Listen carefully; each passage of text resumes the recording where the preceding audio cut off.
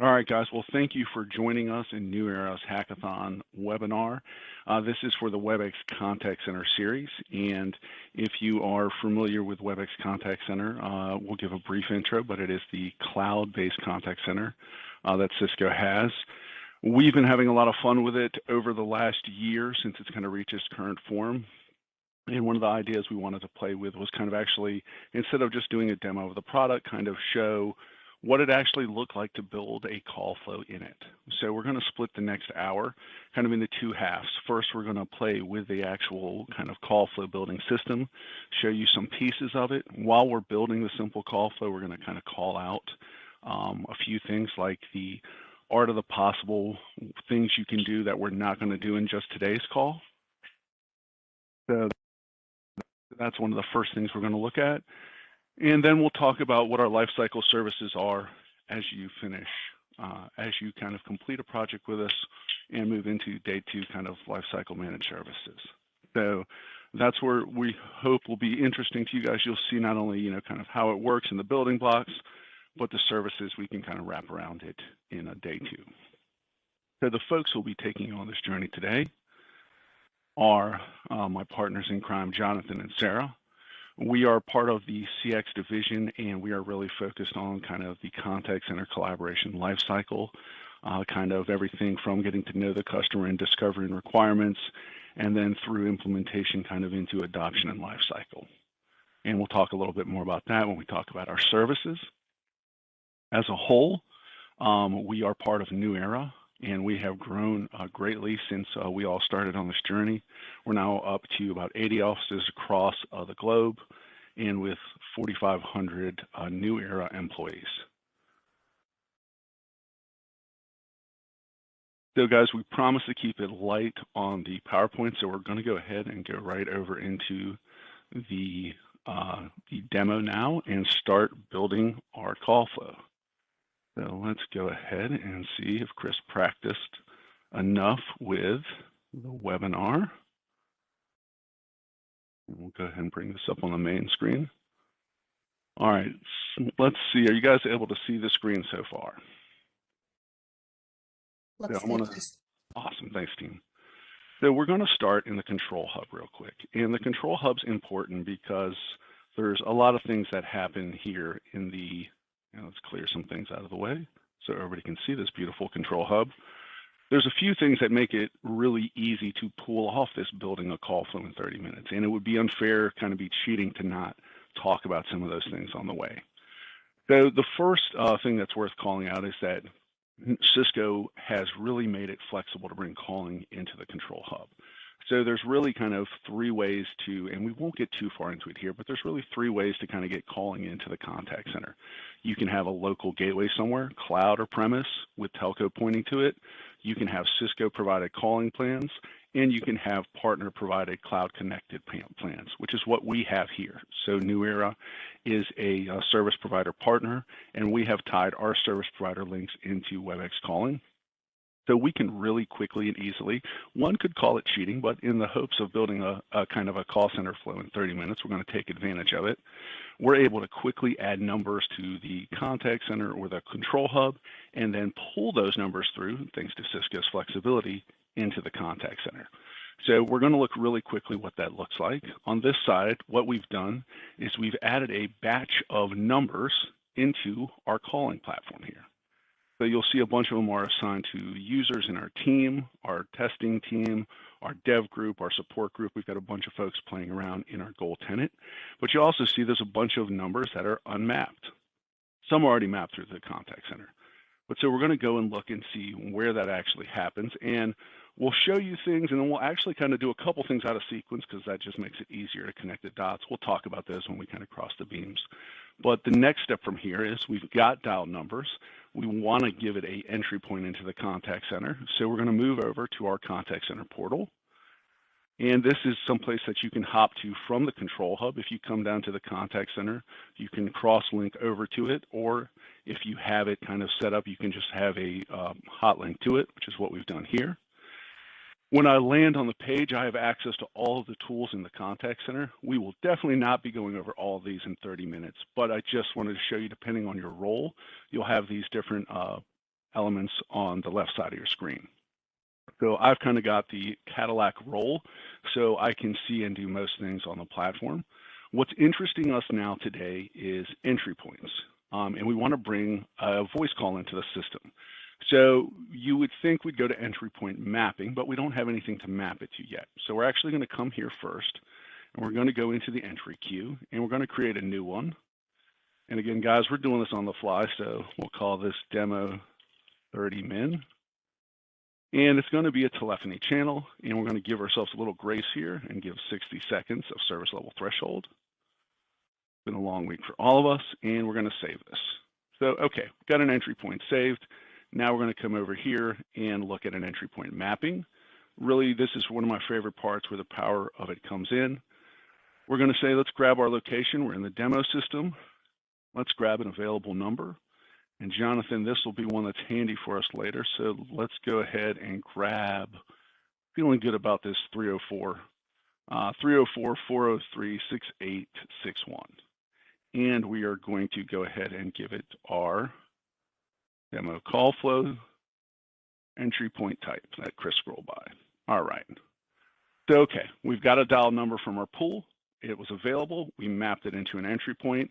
You got to do a couple other things. The next step in the chain is we have to apply hours to it. So we'd come over to the routing strategy tab, and routing strategy are really hours. Not going to spend a ton of time here for two reasons. One, because hours are not super exciting. Two, Cisco's got a lot of big changes coming to kind of how business hours are going to look and feel. So same functionality, easier to access. But what we're going to do first, in the grand spirit of kind of skipping around and doing things a little bit easier, we're going to go ahead and build our flow first before we address it with a routing strategy and tie everything together. So flow is really where it's worth spending most of our time because you can see that this is kind of where you're going to put your business logic into the system. And we're going to start a new one from scratch here. So this is going to be on the fly. Should be fun for all of us, especially Chris trying to do a script on the fly, but we're going to see how things go. All right, demo 30 minute, and it's going to let us start building. So here is the real kind of power and investment in Cisco R&D in the platform. Again, another place where we could spend a ton of time, but in the guys, in the goal of trying to actually build this in 30 minutes, we won't spend too much time here. So this is the activity library or the palette, depending on what you prefer, of all the things we can kind of do in the contact center in a voice call flow. And again, we could spend a ton of time here. We could add menu, collect digits, do all sorts of things. And we'll spend a little bit more time after we get the basic setup kind of talking about the art of the possible and how we can extend it. But for right now, we're just really going to see if we can't get a kind of very basic message played and then call into queue. So we're just going to go ahead and see if we can't get this set up pretty simply. So we'll connect the messages, we'll connect the lines between the nodes, and we've got a play message node. Now again, minor bit of cheating that Chris is going to fess up to. We have text-to-speech enabled here. So we've tied in the Google text-to-speech connector, and we can use that in reference here and pick any voice that we want. So we will pick one that pleases Chris. So we're going to go down here and grab one from the EN-US standard. And we're not going to grab a WAV file this time. We're going to add a text-to-speech message.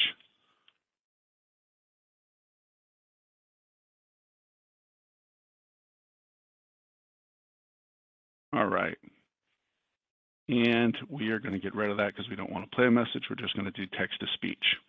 So we've got that in here now, and we probably need to get the call to an agent. So we are going to drop a queue node in. Now, a couple other shortcuts Chris has taken is the queue and the agent is already built. So I'm sitting in a demo test queue and a demo test team. That is something you can reuse if you already have one built, or you can build a new one and then reference it here. We do similar steps to the entry points that we did when we came over to build this. Build out the skill profiles, the queue, assign the agent to them, and then you're off to the races. But for right now, we're going to reuse one of the existing queues and show you what that looks like. We're going to go ahead and pick let's grab the demo voice queue out of here. We're not going to change the contact priority or check agent availability. We're going to leave everything pretty simple. And we might clean up the title because, Chris is, wants it to be nice. It's a demo, but still we want it nice. So we'll go ahead and do that. We'll connect the node from play message over to queue contact. And because, we're not barbarians, we do want to be respectful here. We will add one play message node into this. And we will cheat. Well, we won't do a text-to-speech. We'll grab one of our play message nodes here. I think we've got a couple of great hold music selections in here. All right, so we've got the loop. We can even go ahead and complete the circle. That's not very pretty. Normally we'd have a few messages in a sequence, but that will get us into the queue. So now we're going to hope that Chris has tied his beams together correctly. We're going to go ahead and validate. So good news is I have no flow errors. And it is a suggestion that I do a better job of adding descriptions and documenting, which I haven't done here. So right now what we've got is we've got an entry point coming in to a flow. We've got a message being played. We've got a contact being queued, and we've got a valid script or flow. So we're going to go ahead and publish this. Very excited that this actually worked in the demo in front of everybody, by the way. Just want to call that out. And I'm going to go ahead and return to the flow for right now. But in the second tab, I want to go back to here. I'm going to click on routing strategies now. And this is the piece I was talking about earlier, doing it a little bit out of sequence, but it lets us move a little quicker. Now we're going to do a new strategy. Oh, I picked the wrong entry point. Sorry, guys. See, this is what happens when you do it on the fly. We're going to come down here and pick our new entry point, and we've got to give it a new strategy. And we are just going to call it new hours. And we are going to open it up for the next 10 years because we are confident in our ability to staff this queue for 10 years, 24/7. If we were doing this in production, we'd probably want to talk about that and set more realistic hours and stack those up and then change the experience. But for the purposes of our Hackathon 30-minute demo, we're going to make it a 24/7 open shop. And here we are down here. We are now going to reference that same flow that you saw us build and save that script. Oh, I forgot my music on hold, guys. Sorry. So we'll go ahead and pick the same one. This is in case it's unable to get it over to the flow. And we are saved. So what we've done so far, covered a lot of ground while Chris has been chattering away in the background. We identified some spare numbers in a pool that we already had mapped into our control hub. We made them kind of essentially part of the contact center by pulling them into creating a new entry point and then mapping to it. We then hopped over and built a quick flow that played a text-to-speech message and targets an existing queue. And then we used the routing strategy to tie together kind of the entry point to the flow. So the next step is to let us pretend to be an agent. So over here, because this user has both administrative and agent rights, I have the desktop button. So we'll go ahead and click that and show you what the first part of a day in an agent's life looks like. Cool thing is this agent desktop, depending on the team you assign the agent, it can be this large full screen, or it can be something that's much smaller, shrunk down to fit and embed within a CRM. But here, for everyone's visibility, we're going to go ahead and just do it full screen. And we are logged into the contact center. So before we take this contact center call and bring the number in, I wanted to kind of just take one quick step back because we did a really short thrift and we kind of showed what you can do in the contact center with that cool palette. But one of the things we hop by is a lot of the cool things you can do in the calling world before you even get into the contact center. So we don't have the time to do a full feature tour here. But long before we decide if it is something that which needs contact center routing, queuing, strategy, and logic, we have a lot of functionality that's part of the pure WebEx calling platform. And you see those across the top in the features. We have the ability to call park. We have call pickups. We have decent call queues, not quite contact center in terms of layering priority and reporting, but still great for basic functions. We have hunt group functionality, which is always key. Paging groups, which have been pretty critical, and then the receptionist client that is available if you need it for any receptionist. So a lot of cool things you can do before you even move over into the contact center side. Well, today, since we are here for a 30-minute hackathon, I just wanted to kind of point out some of those options you have before you really need to get to the contact center. All right, so Jonathan, if you are out there, hopefully you have a number queued up and ready to rock for our lovely kind of entry point here. But you let me know when you're ready, and I'm going to go available over here, and we're going to hope this works out. All right, I'm going to make that call now, man. Welcome to the new Era 30-minute demo.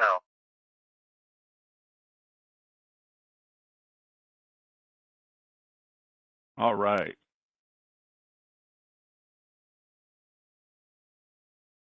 So team, what we have here, and I'm sorry, I just clicked way too fast and actually ended my call. What we have here is the call that came in, arrived at the agent desktop, was answered by the agent, and without doing anything, we were able to bring over some key call variable. Jonathan, I don't know if you want to go ahead and put another call in real quick. Sure, Chris.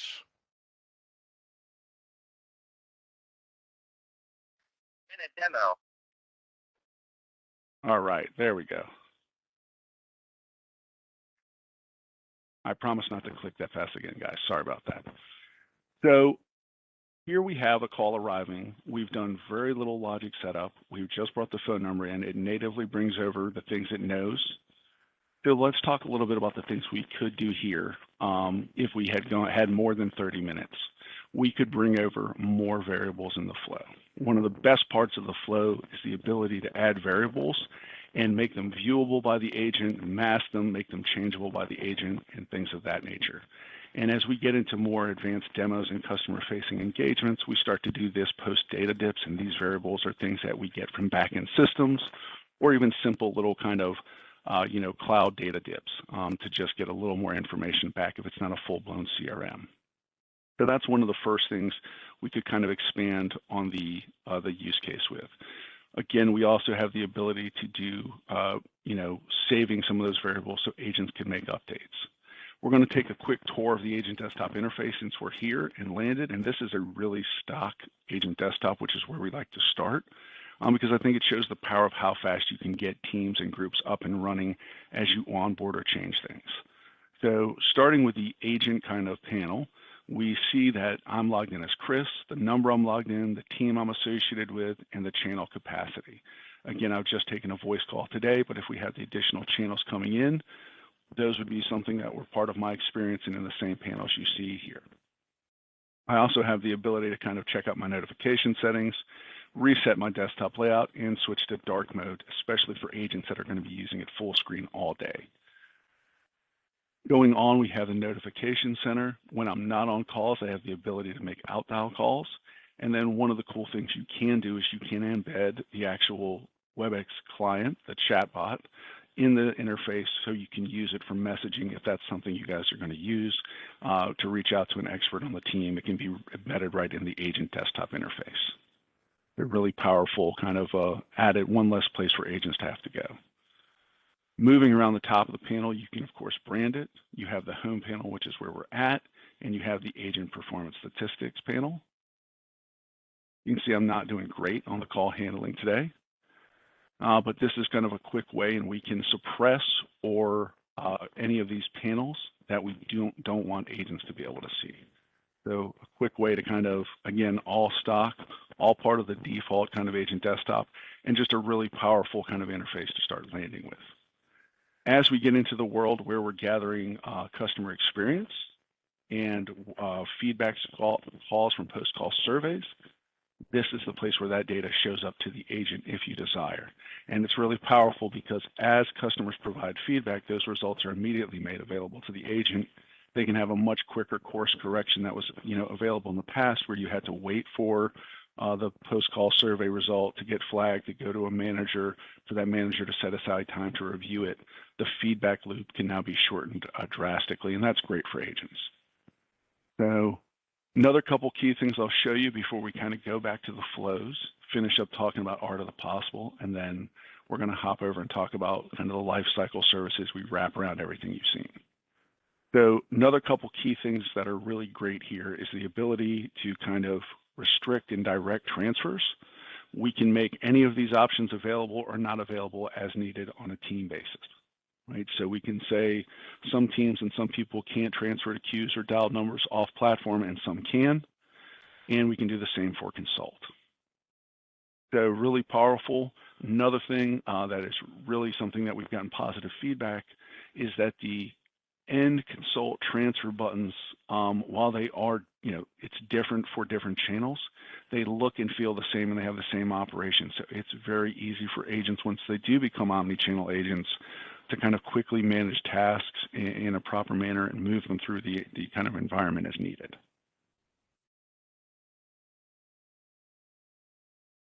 And down here in the bottom panel is where we have all of our history for the last day. And we can pull it up, we can edit numbers, or we can call back direct if we need to. The feedback loop and then help is also embedded. All right, so I'm going to end this call real quick. And you see that I can pick my wrap-up code. I have 13 seconds until auto wrap-up. Jonathan, thank you very much for sending that in for us. So I want to come back here and just talk for 2 more minutes about the art of the possible and kind of what else could happen here in a real production environment. So one of the things we can look at is a slightly more complex script that does some of the post-call survey work that we were just talking about. So that agent that we just pulled up had post-call surveys available, and he got those post-call surveys sent to callers in this flow here.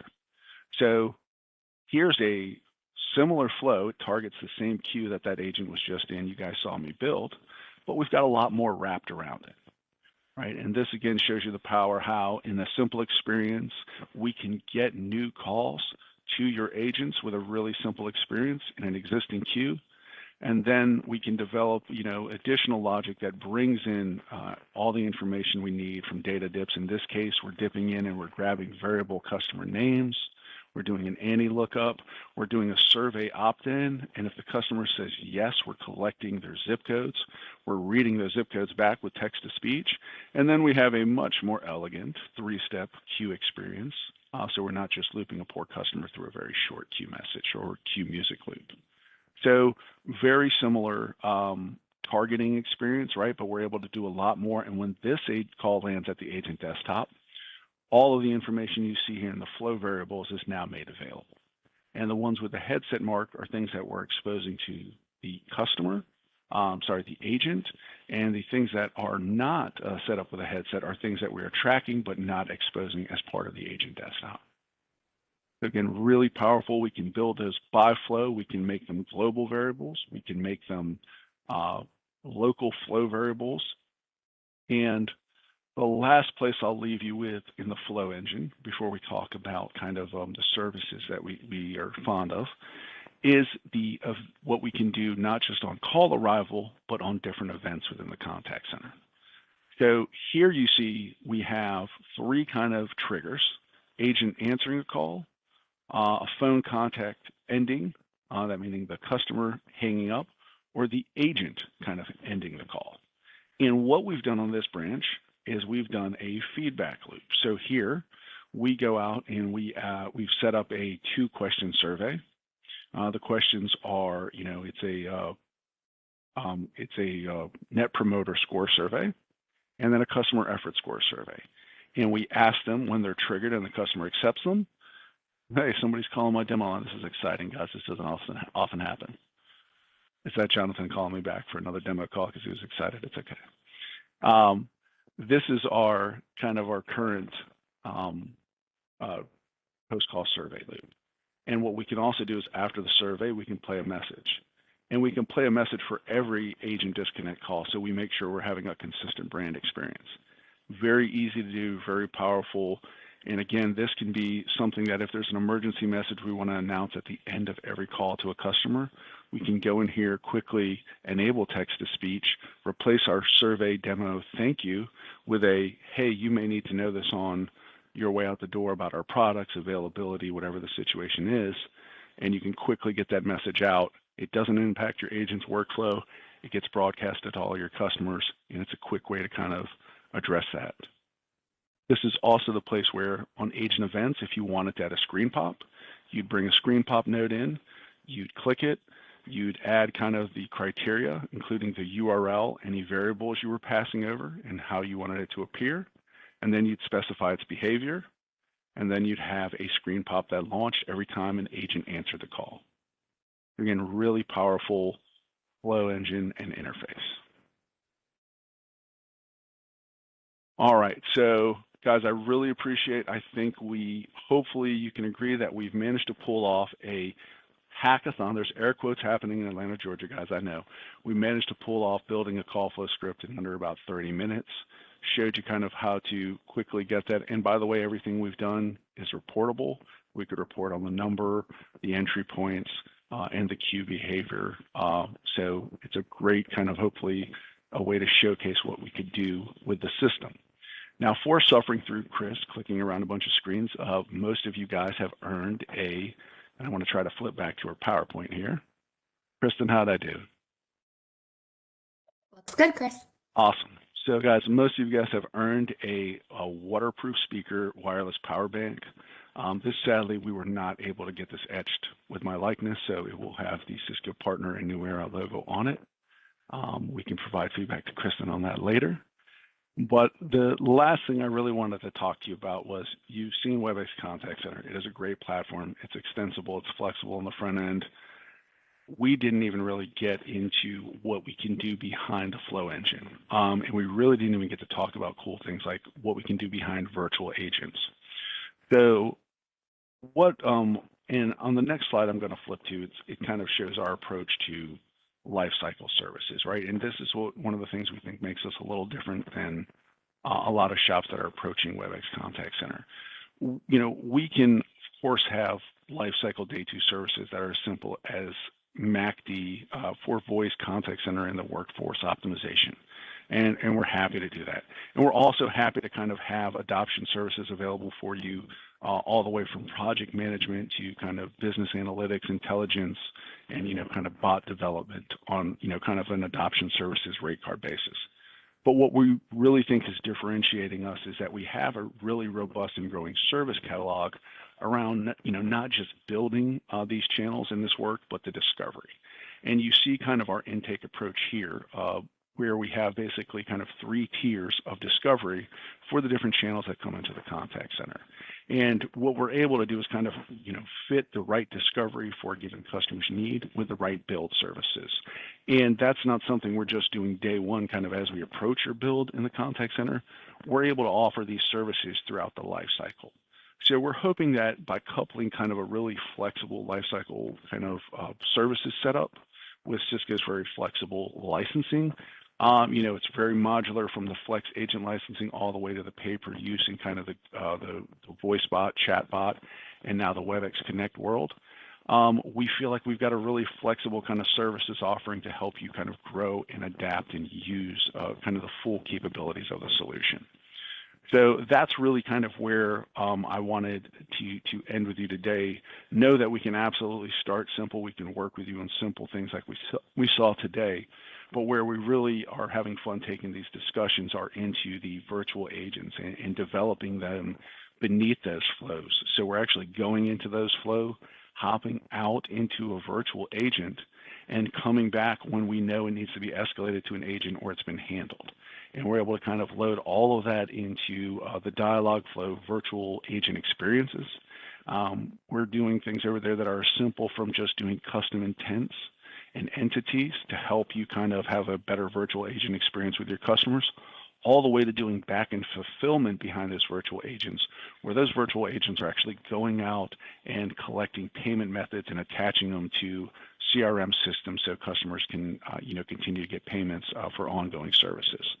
So the amount of things we can do behind that flow engine in terms of integration and behind the virtual agents that we reference within that flow engine are really kind of limitless, and it's really up to you guys to help us, you know, define what that looks like in the future.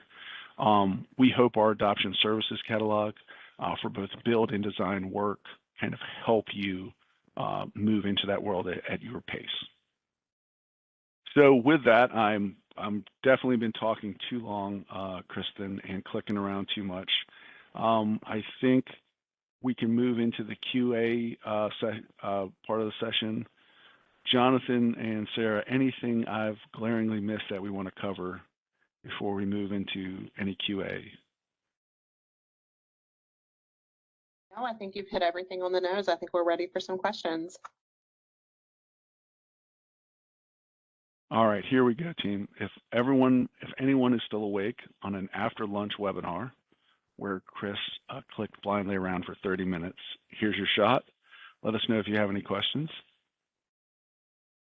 I'll try to get to the part of the screen that tells me if there are any questions now.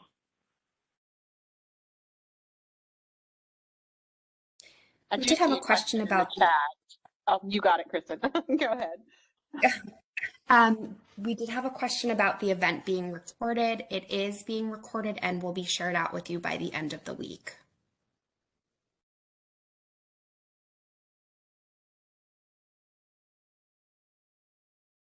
Well, I'm really glad it worked if we're sharing the recording, Kristen. That's my main thought right now. I'm just really very grateful that it worked. So that's awesome.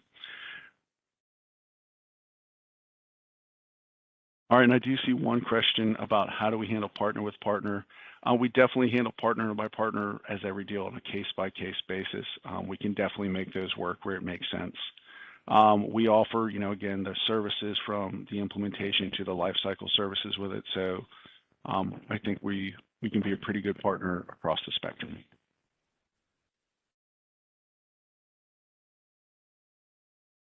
In terms of reaching out to us, is actually one question that just came in, and I've got if I can do this right. Tony has graciously volunteered to be our point person on contact here. Here's his number, here's his email. You guys probably saw my email in the demo floating around, but coming in through Tony, we'll make sure we get it assigned to our pre-sales intake team and get any questions answered.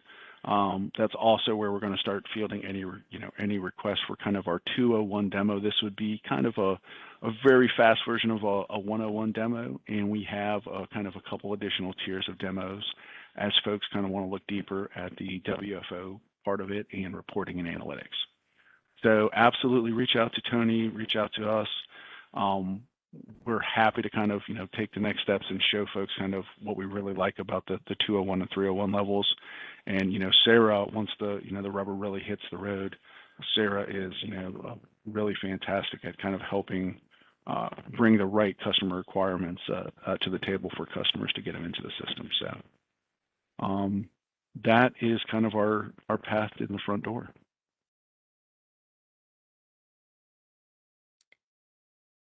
Chris, I do see a question. Can we add more options under the events tab? And is there a quick definition of the activities in the library before you choose your options?